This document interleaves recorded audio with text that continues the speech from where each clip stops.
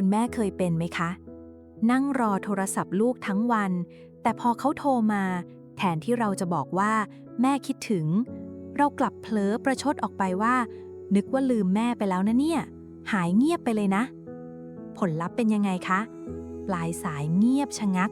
บรรยากาศเริ่มอึดอัดแล้วลูกก็รีบหาข้ออ้างวางสายทิ้มความเงียบเหงาไว้ให้เราต้องนั่งเศร้าอยู่เหมือนเดิมคุณแม่ทราบไหมคะว่าคำประชดที่เราเผลอพูดออกไปเพราะความน้อยใจมันคือด่านสกัดกั้นความรักและเป็นก้อนอิฐที่กำลังก่อกำแพงผลักลูกให้ออกห่างจากเราไปเรื่อยๆโดยที่เราเองก็ไม่ได้ตั้งใจค่ะสวัสดีค่ะคุณแม่ทุกท่านยินดีต้อนรับกลับมาสู่พื้นที่ปลอดภัยของคนเป็นแม่ในช่องล้มแม่ไม่ได้ร็อกกับแก้วแม่แก้วค่ะคำประชดที่เราเผลอพูดออกไปเพราะความน้อยใจนั้นแก้วเข้าใจเลยค่ะว่าลึกๆแล้วเราก็แค่รักและคิดถึงลูกเท่านั้นเองคุณแม่ไม่ต้องกังวลหรือโทษตัวเองไปนะคะวันนี้แก้วมีกุญแจสำคัญ3 ดอกมาฝากค่ะเป็นกุญแจที่จะช่วยกระเทาะกำแพงในใจลูกและช่วยเปลี่ยนคำพูดที่เผลอผลักไสให้กลายเป็นคำพูดดึงดูดใจลูกให้กลับมาใกล้ชิดเราเหมือนเดิมค่ะแก้วอยากให้คุณแม่ลองฟังให้จบนะคะแล้วคุณแม่จะพบว่าแค่เราเปลี่ยนคำพูดนิดเดียวบ้านจะกลายเป็นร่มไม้เย็นๆที่ลูกอยากกลับมาพักพิงด้วยความเต็มใจค่ะก่อนที่เราจะไปดูว่ากุญแจทั้ง3 ดอกนั้นมีอะไรบ้างแก้วอยากชวนคุณแม่มาทำความเข้าใจความรู้สึกของลูกกันสักนิดค่ะคุณแม่ทราบไหมคะว่าเมื่อไหร่ก็ตามที่เราเผลอใช้คำพูดในเชิงตัดพ้อทวงบุญคุณหรือทำให้ลูกรู้สึกผิดสัญชาตญาณของมนุษย์จะสร้างเกราะป้องกันตัวขึ้นมาทันทีค่ะลูกจะไม่ได้ยินความรักที่ซ่อนอยู่ในคำด่านั้นแต่เขาจะได้ยินแค่ความคาดหวังที่หนักอึ้งและความรู้สึกว่าตัวเองเป็นลูกที่ไม่ได้เรื่องเป็นลูกที่ทำให้แม่เสียใจตลอดเวลาไม่มีใครอยากเดินเข้าไปในบ้านที่เต็มไปด้วยก้อนหินแห่งความรู้สึกผิดหรอกใช่ไหมคะลูกเองก็เช่นกันค่ะเขาออกไปเผชิญโลกกว้างเหนื่อยจากงานเหนื่อยจากปัญหาโลกภายนอกมามากพอแล้วสิ่งที่เขาต้องการที่สุดคือพื้นที่ปลอดภัยคือร่มไม้เย็นๆที่เขาสามารถเอนกายพักพิงได้อย่างสบายใจโดยไม่ต้องรู้สึกว่ากำลังถูกตัดสินแล้วเราจะเปลี่ยนบ้านให้กลายเป็นพื้นที่ปลอดภัยของลูกได้อย่างไรไม่ยากเลยค่ะคุณแม่เรามาหยิบกุญแจทั้ง3 ดอกที่แก้วเตรียมไว้มาเริ่มไขล็อกกำแพงในใจลูกและเปลี่ยนคำพูดที่เคยผลักไสให้กลายเป็นคำพูดดึงดูดใจไปพร้อมๆกันเลยนะคะประโยคที่ 1เปลี่ยนคำตัดพ้อให้เป็นความห่วงใยเวลาที่เราไม่ได้เจอลูกนานๆคำพูดที่มักจะหลุดปากออกไปเวลาเจอหน้ากันคือไม่เห็นหัวแม่เลยนะหายหน้าหายตาไปเลยจะปล่อยให้แม่อยู่คนเดียวไปเลยใช่ไหมคำพูดนี้คือการโยนความผิดให้ลูกเต็มๆเลยค่ะลูกจะรู้สึกว่าการมาหาแม่คือการมารับฟังคำบ่น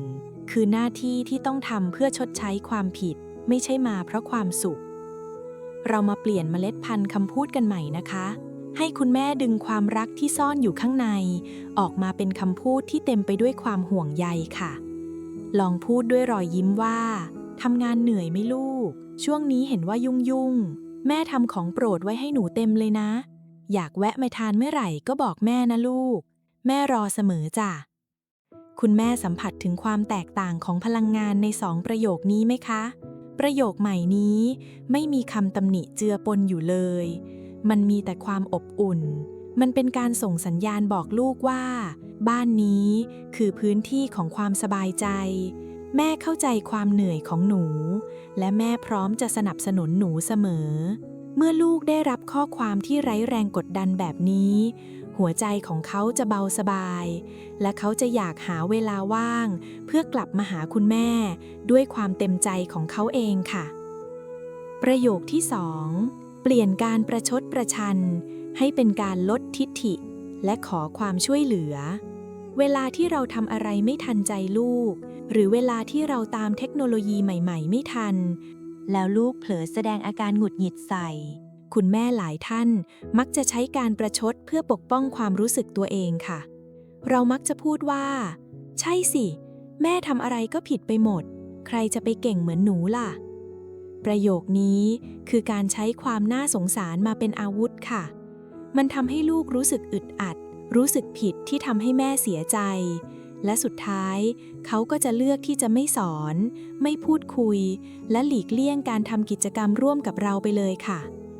ทางออกของเรื่องนี้คือ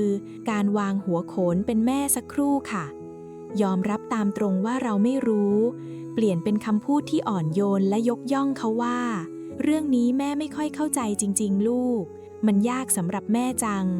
ลูกช่วยสอนแม่หน่อยได้ไหมจ๊ะแม่จะได้เก่งเหมือนหนูไงการขอความช่วยเหลืออย่างจริงใจไม่ใช่ความพ่ายแพ้ของคนเป็นแม่นะคะแต่มันคือการมอบความไว้วางใจและการทำให้ลูกรู้สึกว่าตัวเขามีคุณค่าเขาสามารถเป็นที่พึ่งให้กับคนที่เขารักที่สุดได้ค่ะเมื่อคุณแม่ยอมรับความอ่อนแอของตัวเองลูกก็จะลดความหงุดหงิดลงและพร้อมที่จะสวมบทบาทเป็นคุณครูใจดีคอยอธิบายให้คุณแม่ฟังด้วยความภาคภูมิใจค่ะประโยคที่ 3 เปลี่ยนคำเรียกร้องให้เป็นการชวนคำกิจกรรมเชิงบวกเวลาที่เราเหงาและอยากให้ลูกมาหาเรามักจะส่งข้อความไปหาเขาว่ามาหาแม่บ้างสิปล่อยให้แม่อยู่คนเดียวเหงาจะแย่อยู่แล้วไม่มีใครสนใจแม่เลยการพูดแบบนี้เป็นการทำให้การกลับบ้านกลายเป็นภาระทางอารมณ์ที่หนักอึ้งของลูกค่ะลูกจะรู้สึกว่าเขาต้องมาทำหน้าที่เติมเต็มความสุขให้แม่ซึ่งในวันที่เขาเองก็พลังงานหมดเขาก็จะรู้สึกไม่อยากมาค่ะเรามาเปลี่ยนวิธีคิดกันใหม่นะคะแทนที่จะเรียกร้องให้เขามาหาเพราะเราเหงาให้เราสร้างความสุขสร้างความน่าตื่นเต้นดึงดูดให้เขาอยากมาค่ะลองเปลี่ยนคำพูดเป็นวันหยุดนี้แม่กะว่าจะทำขนมเมนูใหม่หรือแม่ว่าจะจัดสวนปลูกต้นไม้ตรงระเบียงเสียหน่อยถ้าหนูว่างแวะมาช่วยแม่ชิมหรือมาช่วยแม่เลือกต้นไม้หน่อยนะลูกเห็นไหมคะว่าการเปลี่ยนคำพูดเพียงแค่นี้เราได้เปลี่ยนสถานะของลูกจากคนที่ต้องมารับผิดชอบความเหงาของแม่กลายเป็นแขกคนสำคัญที่แม่ชวนมาร่วมแบ่งปันความสุขด้วยกันมันเปลี่ยนจากหน้าที่ที่น่าเบื่อกลายเป็นกิจกรรมที่น่าสนุกและรอคอยค่ะลูกจะรู้สึกผ่อนคลายและสัมผัสได้ว่าแม่ของเขาสามารถมีความสุขได้ด้วยตัวเองและการที่เขาไปหาคือของขวัญพิเศษที่จะทำให้ความสุขนั้นสมบูรณ์แบบยิ่งขึ้นค่ะคุณแม่ที่รักคะสิ่งที่แก้วเพิ่งเล่าไปทั้งหมดนี้ในทางธรรมะท่านเรียกว่าการใช้ปิยวาจาค่ะปิยวาจาคือการพูดด้วยถ้อยคำที่เป็นที่รักพูดด้วยความอ่อนหวานพูดด้วยความจริงใจและหวังดีแต่ปิยวาจาจะเกิดขึ้นไม่ได้เลยนะคะถ้าในใจของเรายังเต็มไปด้วยอัตตาหรือความยึดมั่นถือมั่นในตัวตนค่ะอัตตาที่คอยกระซิบข้างหูเราว่าฉันเป็นแม่นะฉันอาบน้ำร้อนมาก่อนนะลูกต้องเชื่อฟังฉันสิลูกต้องมาดูแลฉันสิอัตตาตัวนี้ล่ะค่ะที่เป็นตัวการคอยปรุงแต่งให้คำพูดของเราเต็มไปด้วยการทวงบุญคุณและการประชดประชันธรรมะที่เป็นดั่งน้ำทิพย์ชโลมใจที่จะมาช่วยละลายอัตตานี้ก็คือคำว่าเมตตาค่ะเมตตาคือความรักความปรารถนาดีที่บริสุทธิ์รักแบบไม่หวังผลตอบแทนรักแบบไม่จดบัญชีหนี้สินว่าฉันเลี้ยงเธอมาเหนื่อยขนาดไหนเมื่อหัวใจของเราเต็มเปี่ยมไปด้วยเมตตาเราจะมองเห็นลูกเป็นเพียงมนุษย์คนหนึ่งที่กำลังต่อสู้กับความเหนื่อยล้าบนโลกใบนี้เราจะเข้าใจว่าที่เขาไม่มีเวลาไม่ใช่เพราะเขาไม่รักแต่เพราะเขากำลังสร้างเนื้อสร้างตัวเมื่อเรามีความเมตตาและเข้าใจในจุดนี้คำพูดที่เปล่งออกมาจะกลายเป็นปิยวาจาโดยธรรมชาติเลยค่ะมันจะเป็นคำพูดที่คอยโอบกอดคอยปลอบประโลมและละลายกำแพงในใจลูกได้อย่างหมดจดแก้วรู้ดีค่ะว่าการเปลี่ยนนิสัยการพูดที่เราใช้มาตลอดชีวิตมันไม่ใช่เรื่องที่ทำได้ภายในวันเดียวช่วงแรกๆมันอาจจะขัดเขินมันอาจจะมีเผลอหลุดปากตัดพ้อไปบ้างก็ไม่เป็นไรเลยนะคะคุณแม่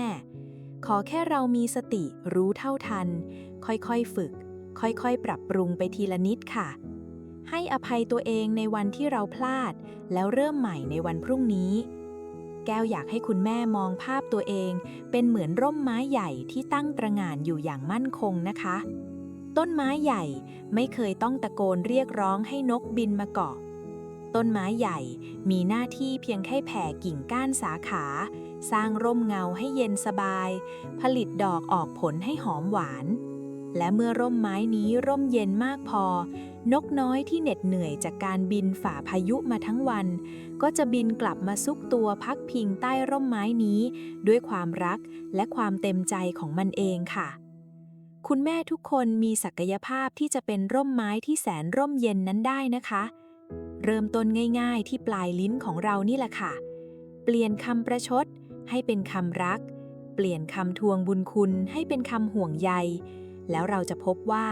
ระยะทางและช่องว่างระหว่างวัยไม่สามารถทำลายสายใยความผูกพันของครอบครัวเราได้เลยค่ะ ก่อนที่เราจะจากกันไปในวันนี้ ถ้าคุณแม่ฟังคลิปนี้แล้วรู้สึกสบายใจขึ้น หรือคิดว่าน่าจะเป็นประโยชน์กับคุณแม่ท่านอื่น แก้วฝากกดไลค์ กดแชร์ เพื่อส่งต่อความเข้าใจนี้ไปให้กว้างที่สุดนะคะ และอย่าลืมกดติดตามช่องล้มแม่ไม่ได้ร็อกเพื่อที่เราจะได้มาพบและเติมพลังใจกันในพื้นที่ปลอดภัยแห่งนี้อีกค่ะสำหรับวันนี้แก้วขอส่งความรัก ความปรารถนาดี และอ้อมกอดที่แสนอบอุ่นกับคุณแม่ทุกท่านเลยนะคะ ขอให้บ้านของคุณแม่เป็นพื้นที่ที่เต็มไปด้วยรอยยิ้ม เสียงหัวเราะ และปิยวาจาที่งดงามในทุกๆวันค่ะ ดูแลรักษาสุขภาพใจและสุขภาพกายให้แข็งแรงนะคะ